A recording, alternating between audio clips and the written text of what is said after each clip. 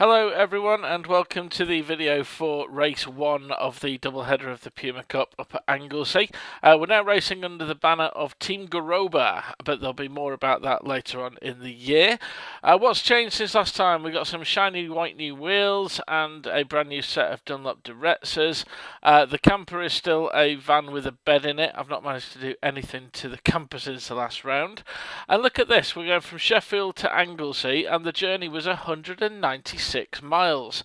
For those that don't know, that's my racing number. Here's a quick shot of us set up in the paddock on the Friday for the testing before we go straight to the footage for the first race on Saturday morning. Now, whilst this is the footage from the race, I'm just going to use this little formation and green flag lap to tell you a bit about the testing we did on Friday. Given the fact it was quite a long journey over to Anglesey and we were there for a couple of days, I decided to go over a day earlier and take part in the official test sessions on Friday. They were fantastic. We managed to get 3 30-minute sessions in the morning and then 3 30-minute sessions in the afternoon. Invaluable. It's the first time I've been to a track and properly tested rather than just learn the circuit and improve my braking points and pick my speed up that way.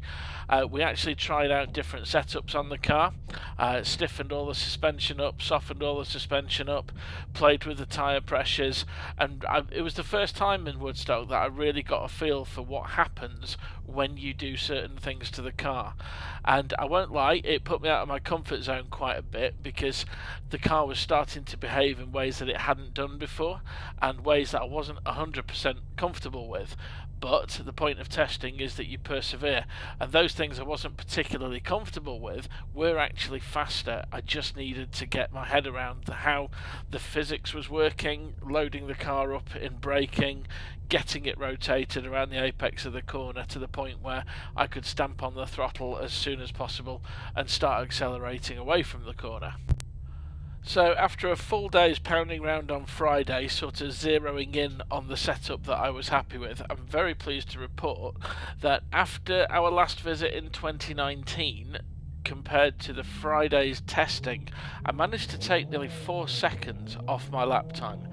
Now, that 4 seconds is huge. That's the kind of time improvement that you can only dream of. It was only 3 years ago we were last here. Now, Woodstock's changed a fair bit since then. We've managed to get some lighter parts onto the car to make him quicker. You will notice though that we're back to the steel doors for the Puma Cup rather than the fiberglass poly ones that we used in the road sports at Silverstone. That's a Puma Cup rule that you have to have the original steel doors in place. But yeah, from 2019 until now, various things have been done to make the car lighter, get nearer the weight limit, and my driving has also improved quite a bit since then. More confidence in the car, more experience in the car, and all that adds up to being able to brake a bit later, steer a bit lighter, put your foot down a bit earlier, so on and so forth. But nevertheless, it was the setup work that really made the difference. Once I'd got the car where I wanted it, I then pushed a little bit further on the setup until it was starting to, I felt like I'd hit the limit essentially. So yeah, 4 seconds quicker since the last time we were here. In qualifying on Saturday morning, it was a case of trying to pick up where I left off. I didn't change anything on the car. I just went out Saturday morning, started hammering the laps in, and when everything was up to temperature and when all of the other cars were out of the way and I had a bit of clear air, I put my foot down and managed to get pole position. I can't remember what my pole time was, but I think it was a low 1 minute 24. I'd have to check that, but it put me on pole position. You can't see in the mirrors from this angle, but behind me I've got Jamie Clare in his silver and blue Midland Puma. And then behind Jamie we've got the father-son team of Neil Jackson and series debutant Frank Jackson, his son. They're sharing the white car. Series regular Mark Kerbeler was behind them. Mark's car is also quite silver. We'd also got a couple of new starters to the Puma Cup, a son-in-law and father-in-law team. Have to forgive me, boys, I can't remember your names.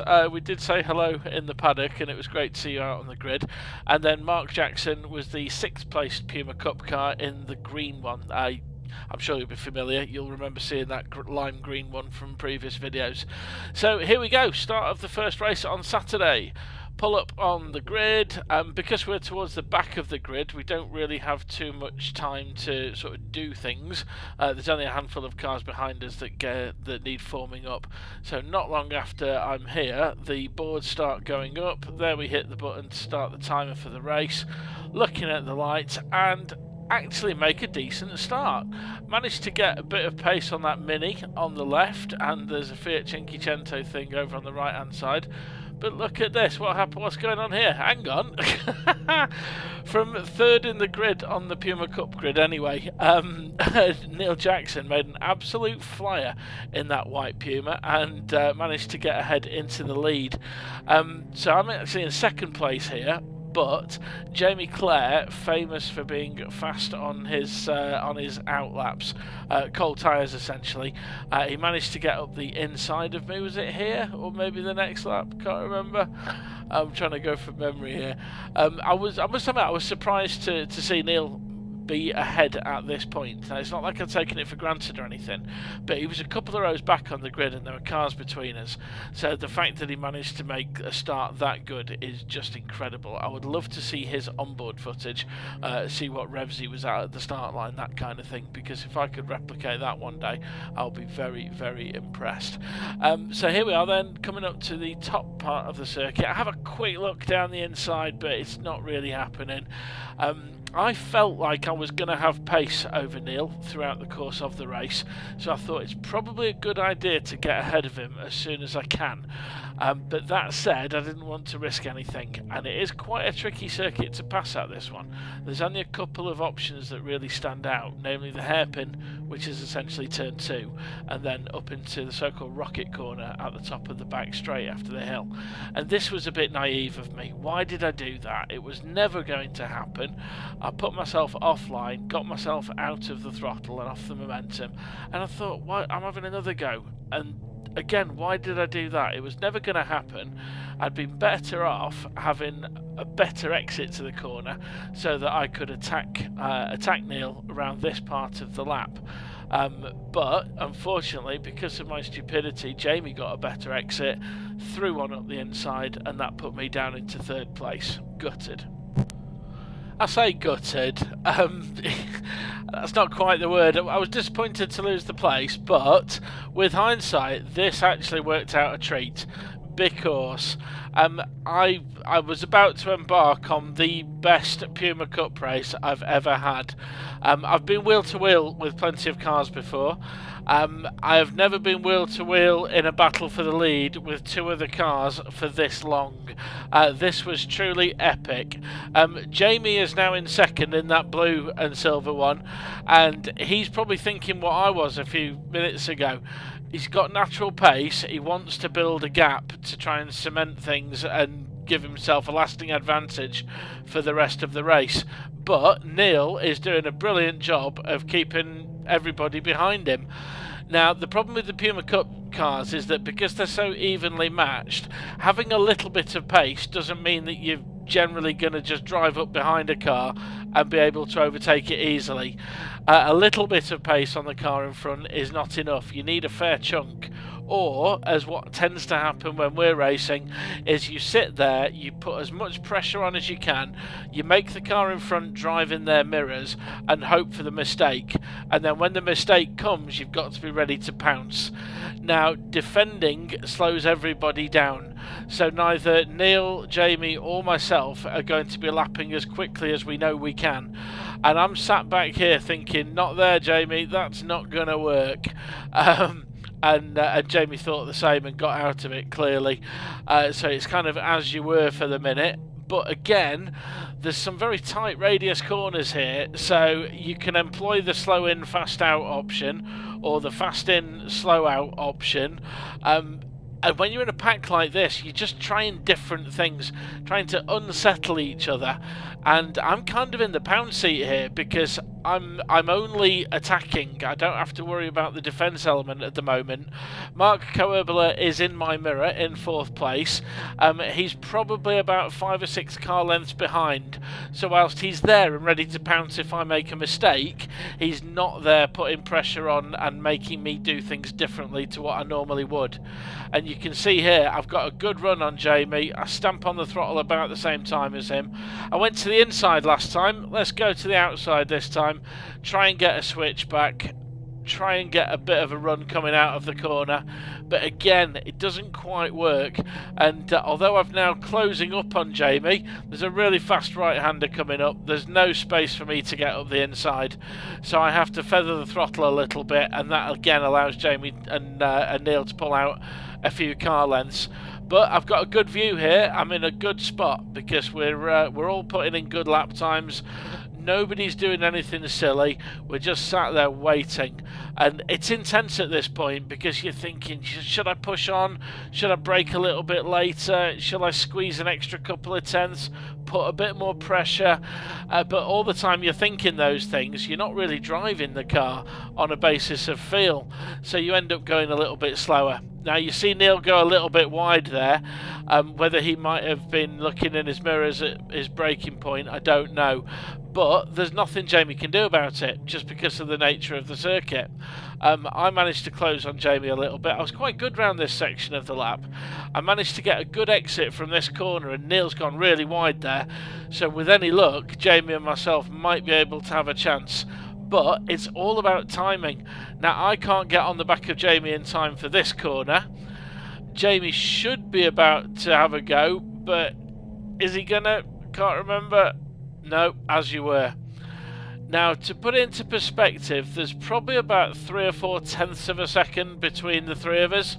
And look at that, Jamie got a great exit there. He's onto the inside. Can he make it stick, though? That's the question. Because look at Neil hanging on round the outside. That is brilliant. I'm now kind of hoping Jamie makes the pass. But at the same time, I don't really want him to because he'll drive away and potentially be too difficult for me to catch. But, I didn't know it was that lap. I had a go at Jamie. I stuck it up the inside, really struggled to get the car stopped. Stay on the left, but Jamie's still there. He managed to hang on around the outside, so I thought, right, live to fight another day, get the switch back and go again. I did get the switch back. I went for the inside, but he turned in a fraction earlier than I was expecting, as is his right to defend the corner. So I don't know what lap we're on now, 4, 5, 6. It was intense. Sat in the car dealing with this for all this time. It really does take it out of you mentally. You've got to concentrate an awful lot. Driving these cars quickly is difficult enough as it is, let alone in a pack when there's something at stake. You know, all those extra variables thrown into the pot, and it really is mentally quite challenging as it is physically. Now, I wasn't expecting to have a go at Jamie here, but he seemed to brake a little bit early, so I threw it up the inside. And I did get fully alongside there, but look at the pull that Jamie gets off the exit of the corner. That's unreal. It was massively frustrating because I thought I'd got the throttle down faster than him because I was managing to close up on him once his initial bite had gone. But again, I had the inside for the right-hander, so I had to back out of it and take a slightly tighter radius. Jamie, in fact, got such a good exit from that previous hairpin that I thought he was going to have another go at Neil up here at Rocket Inn. That's the name of the corner, by the way, Rocket Inn. And then this one is known as Rocket Out. And you can see Jamie's looking for the switchback. Has he got it? He's managed to get... No, not quite. Didn't get alongside. It's close, but not quite. So again, now just... Oh, look, Jamie's gone wide again. Oh, this is all coming back to me now. This is brilliant. I feel like I'm watching this for the first time, even though I've actually seen this video a couple of times already. And of course, I was in the hot seat watching it live as well. But there's so much going on that it really does take a lot of processing. So where are we now then? Coming down to the start line. Now look at Jamie, he's trying to put Neil under pressure. I don't think he was legitimately thinking about a pass there. He's just trying to make Neil look in his mirrors and second guess what he's going to do. Now they both kind of go inside, so I think I'll try the switchback thing again. Bit more steering angle, stamp the throttle a little bit earlier. And whilst I did gain a little bit, maybe a car length, it did not enough to see about mounting a challenge. But I was able to stick with them through this fast right-hander. I'm kind of getting a double slipstream now as I pull fourth gear. We were topping out at about 106 miles an hour. There, look, you see the slipstream really pulling me up, which was great, but not quite close enough to have a go at overtaking. Down to second gear, and then again we're kind of committed to this part of the circuit. But Neil runs wide, Jamie has a dive up the inside, doesn't quite make it. Just brilliant racing.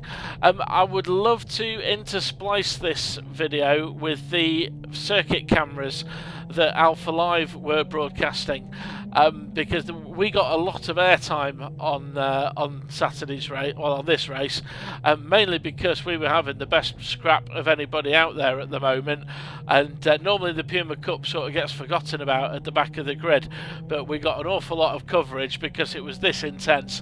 It was fantastic. Now, don't know what lap we're on, and look at that. Neil goes a little bit wide. Jamie's got a run now, but what's he going to do with it? Neil defends the inside. Right, I'll go to the outside then. I'll have another go. Apexed a little bit late, but I should have a decent run here. Jamie is alongside. Is he going to get the corner? Yes, he is. He's got it. That was the lap he got it. So congratulations to Jamie. He's now taken the lead.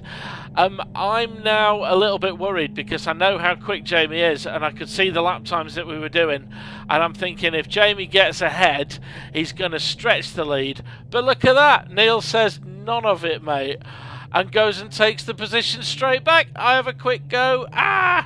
We actually banged wing mirrors then. No harm done, thank God. But look at that. Neil managed to do what I'd spent 4 or 5 laps trying to do, and that was outbrake Jamie up towards Rocket. So I've gone from being quite annoyed that Jamie was in the lead to now thinking, brilliant, Jamie is no longer in the lead. But luckily the pit window is open and we're losing time here. I'm looking at my lap timer thinking I can go quicker than this. So with the pit window being open, I gamble.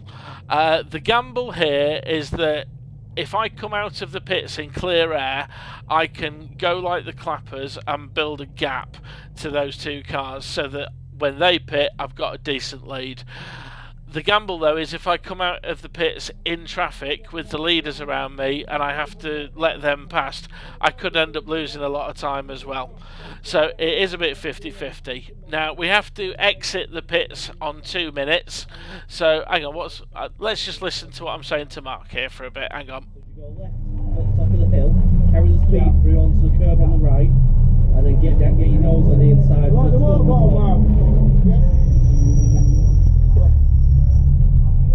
Get it? Makes sense. Yeah, just go wider, yeah.